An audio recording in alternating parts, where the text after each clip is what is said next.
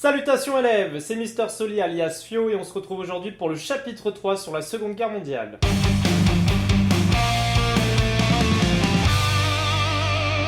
Alors avant de débuter par l'introduction comme d'habitude, juste pour vous avertir, je n'aurai pas le temps de tout évoquer bien évidemment de la Seconde Guerre mondiale. Là je vais aborder seulement le programme de 3ème. Donc si vous êtes féru de la Seconde Guerre mondiale, il est fort probable que je ne vous apprenne pas grand chose. Mais si tu ne sais pas que la Seconde Guerre mondiale débute en 1939 pour se terminer en 1945, je pense que tu es au bon endroit. Après ce cadrage temporel, c'est le moment du cadrage géographique. C'est une guerre mondiale comme son nom l'indique, c'est donc le monde qui est concerné. Comme d'habitude, on va d'abord se concentrer sur l'Europe et là on verra qu'on aura une petite partie aussi qui va concerner le Pacifique. Mais avant vous allez me dire pourquoi la Seconde Guerre mondiale a-t-elle éclaté. Hitler veut conquérir la Pologne, ça fait partie des clauses secrètes qu'il y a dans le pacte de non-agression avec Staline. L'objectif c'est de se partager la Pologne en deux. Mais il y a un hic. Le hic, c'est que le Royaume-Uni et la France avaient clairement dit lors de la conférence de Munich de 1938 que Hitler devait se limiter à cela comme territoire, sinon une guerre pourrait être déclenchée. C'est ce que fait le Royaume-Uni en s'alliant avec la Pologne pendant 5 ans, la France en fait de même et il prévient l'Allemagne, si tu touches à la Pologne, la guerre sera déclarée. Hitler hésite, mais il décide finalement le 1er septembre d'envoyer ses troupes sans déclaration de guerre en Pologne. La France et le Royaume-Uni déclarent donc la guerre à l'Allemagne nazie. Nous avons deux alliances qui s'affrontent et ce ne sont pas les mêmes que lors de la Première Guerre mondiale, donc s'il vous plaît faites-moi le plaisir de les apprendre par cœur et de ne pas me dire qu'il y a la triple entente qui combat lors de la Seconde Guerre mondiale parce que je vous jure, j'en vois tous les ans. Première alliance, les puissances de l'Axe avec comme puissance extrêmement importante l'Allemagne nazie, l'Italie et le Japon. Mais attention, deux remarques importantes. La première, c'est que l'Italie n'entre en guerre face à la France qu'à partir de 1940, même à partir de juin 1940, une fois que l'Allemagne en fait a bien envahi le territoire, et même en faisant ça, ça n'a pas eu une grande influence. Autrement dit, les régiments français ont laminé les régiments italiens qui ne sont bons qu'à faire du café et des pâtes. Alors ça s'appelle un préjugé, mais il n'a pas faux, l'armée italienne est vraiment un désastre. Et deuxième chose aussi, le Japon ne commence pas à combattre dès 1939, ils combattent bien avant en Asie, déjà dès 1937. Et ensuite nous avons les alliés. Comme puissance importante, nous avons la France et le Royaume-Uni, puisque ce sont les premières puissances à déclarer la guerre à l'Allemagne nazie, puis elles seront rejointes en 1941 par les États-Unis et par l'URSS. Il y a aussi tous les empires coloniaux. Quand on parle de la France et du Royaume-Uni, il ne faut pas oublier, ce sont des empires coloniaux à cette époque, et donc la majorité des pays d'Afrique et d'Asie sont également mobilisés dans la lutte. Je viens de dire que l'URSS rentre en guerre en 1941 alors qu'il y avait un pacte de non-agression avec l'Allemagne nazie. Il y a quelque chose de louche, on en parlera tout à l'heure. Et en parlant de choses louches, tu peux aussi dire que la France, c'est moitié-moitié quand même.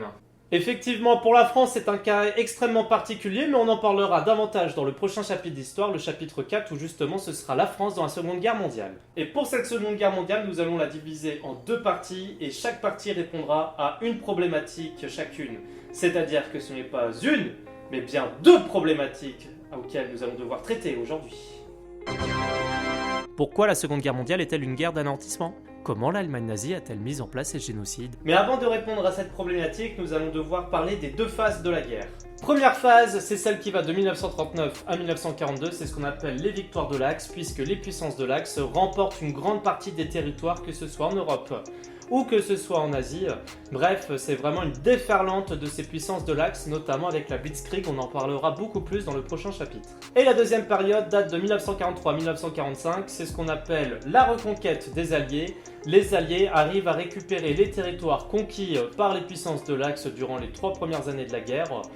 Et en plus de cela, vont même réussir à envahir notamment l'Allemagne et à mettre le Japon à genoux. Maintenant que tout ça est clair, nous pouvons passer au grand 1.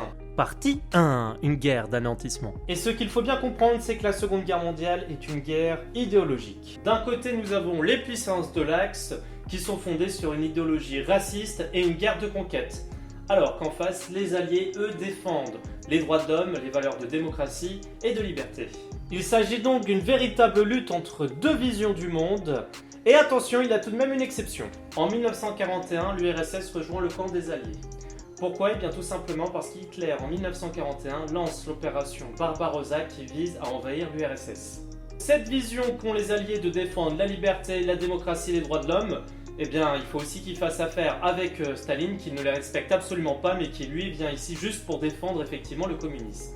C'est le fameux adage qui dit « les ennemis de mes ennemis sont mes amis ». Et vu que l'histoire c'est trop cool, vous allez voir que ses amis deviendront ennemis plus tard. Et cette invasion de l'URSS par les nazis marque un véritable tournant, la guerre devient de plus en plus violente, c'est une guerre d'anéantissement. Une guerre d'anéantissement, c'est tout simplement un conflit armé qui vise à détruire l'ennemi, qu'il soit civil ou militaire. Et oui, ce qu'il faut comprendre, c'est que la frontière entre civil et militaire finit par disparaître petit à petit. C'est-à-dire qu'un civil peut prendre les armes durant la Seconde Guerre mondiale. Les combats sont acharnés, comme à Stalingrad ou à Leningrad, où clairement l'objectif des Allemands est de tout simplement détruire l'ennemi, détruire qu'il se soit des militaires ou des civils, bref, ce qu'ils veulent c'est raser la ville. Et ce qui prouve aussi qu'on est bien sur une guerre d'anéantissement, c'est que les prisonniers que font les nazis des communistes, que ce soit à Leningrad ou que ce soit à Stalingrad, sont soit exécutés sur place, soit sont réduits en esclavage. Mais attention, la guerre d'anéantissement ne concerne pas tous les fronts. C'est par exemple le cas à Londres, où quand les nazis bombardent Londres en 1940, l'objectif n'est pas de détruire la Grande-Bretagne, c'est tout simplement d'essayer de les soumettre pour les forcer à abdiquer. Nous sommes donc dans une guerre extrêmement violente, et nous pouvons aussi le voir dans le Pacifique. En effet, au début, les États-Unis sont neutres, mais en 1941, ils décident de rejoindre les Alliés. Pourquoi ? Eh bien, tout simplement parce que les Japonais, sans déclarer la guerre, font le raid à Pearl Harbor. Ils vont utiliser ces avions pour couler la marine américaine. Les États-Unis répondent donc, et on va avoir une terrible guerre du Pacifique. D'ailleurs, si vous êtes fan de série, je vous conseille la série The Pacific qui explique très bien ici, en se mettant à la place des soldats américains, ce qu'ils vont vivre, l'enfer de la guerre qu'ils vont vivre et la difficulté de pouvoir s'en remettre. Cette bataille du Pacifique se termine avec le lancement de 2 bombes, celle sur Hiroshima et celle sur Nagasaki le 6 et 9 août 1945. Ces 2 bombes sont des bombes atomiques, c'est donc une nouveauté technologique et ces 2 bombes vont représenter environ 220 000 morts. Et vous ne devez pas oublier le concept de guerre totale, je ne reviendrai pas dessus, nous l'avons vu lors du chapitre 1 d'Histoire, mais la Seconde Guerre mondiale est également une guerre totale. Nous l'avons vu avec les civils et les militaires, mais c'est également le cas au niveau des technologies. En effet, les scientifiques vont être mobilisés pour faire des découvertes technologiques dans le domaine de la guerre, donc nous venons de le voir avec la bombe nucléaire, mais c'est également le cas des moteurs à réaction pour les avions ou même l'invention du radar. 87 millions de soldats vont être mobilisés et environ 56 millions de morts, mais ce n'est pas seulement 56 millions de morts de soldats, puisque bien au contraire, parmi ces 56 millions, nous avons énormément de civils. Par exemple, la Chine compte 16 millions de civils, l'URSS compte 16 millions de civils également. Donc 32 millions rien qu'avec la Chine et l'URSS pour les civils sur ces 56 millions. La Seconde Guerre mondiale est donc la guerre la plus meurtrière qu'ait connue l'humanité. Elle représente la moitié des morts dues à une guerre de 1914 à 2014. C'est-à-dire que ces 6 années de Seconde Guerre mondiale ont fait autant de victimes que les 94 autres années. Et parmi ces nombreuses victimes, certaines sont dues à ce qu'on appelle le génocide. Je ne reviendrai pas non plus là-dessus, nous l'avons vu dans le premier chapitre.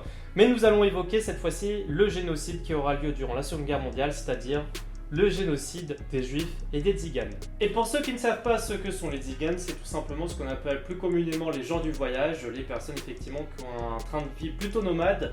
Et Hitler déteste ça, il les considère effectivement comme une sous-race, c'est-à-dire une race qui n'aurait pas évolué.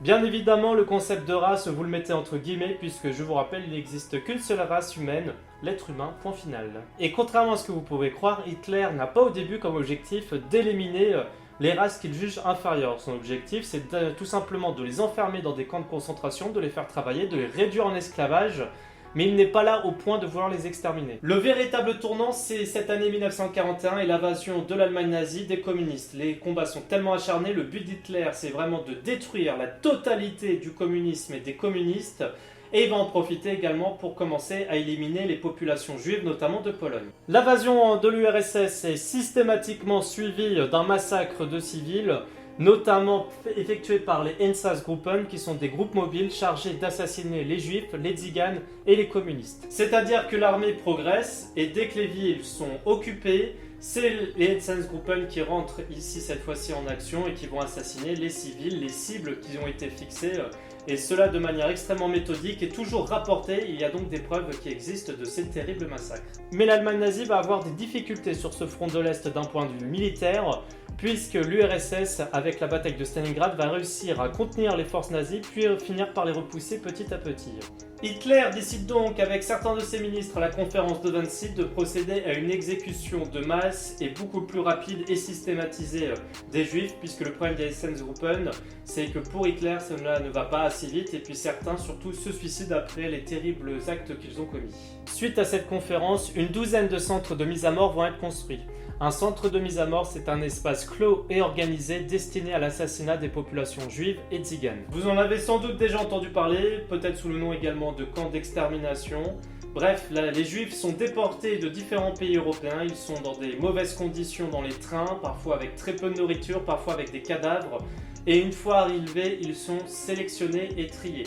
Ceux qui sont en âge de travailler et capables de travailler et qui n'ont pas l'air malades sont envoyés dans des camps de concentration où l'objectif sera encore une fois de les réduire en esclavage. Ils vont devoir travailler, c'est le travail forcé. Tandis que tous les autres qui ne sont pas jugés aptes à pouvoir travailler, ils sont envoyés pour l'extermination dans ce qu'on appelle notamment les chambres à gaz. Les nazis font croire à leurs victimes qu'elles vont prendre une douche, elles sont donc déshabillées, puis elles rentrent dans la douche et une fois que les portes sont confinées, ce n'est pas de l'eau qui en sort mais un gaz extrêmement mortel, ce qu'on appelle le Zyklon B. Généralement les nazis attendaient 30 minutes avant d'ouvrir de nouveau les portes, c'était des juifs eux-mêmes qui allaient récupérer les cadavres et les enterrer. Les nazis font tellement de victimes que les fosses communes sont remplies et ils vont devoir une autre solution pour venir ranger ces cadavres, ils vont tout simplement les brûler avec des fours crématoires. Et l'effet de cette politique, c'est 5 à 6 millions de juifs qui vont mourir, 240 000 tziganes, donc on est vraiment sur la chose la plus abominable qu'ait pu connaître l'humanité dans ce XXe siècle et j'ai même envie de dire l'humanité en général. Et pour ne jamais oublier les horreurs de cette Seconde Guerre mondiale, je vous passe un extrait de Nuremberg à Nuremberg. Âme sensible, s'abstenir. Coupable des massacres de Marzabotto dans la région de Bologne, où le 29 septembre 1944, l'armée allemande, qui bat en retraite devant les Alliés, décide de raser la ville à titre de représailles. Le nombre des victimes reste encore aujourd'hui incertain. Il s'élève à plus de 1000. Dans le seul bourg de Casalia, 28 familles, réfugiées dans l'église, ont été entièrement exterminées. On a rapporté des cas d'enfants jetés vivants dans les flammes des incendies. On a également rapporté des cas de nouveau-nés décapités.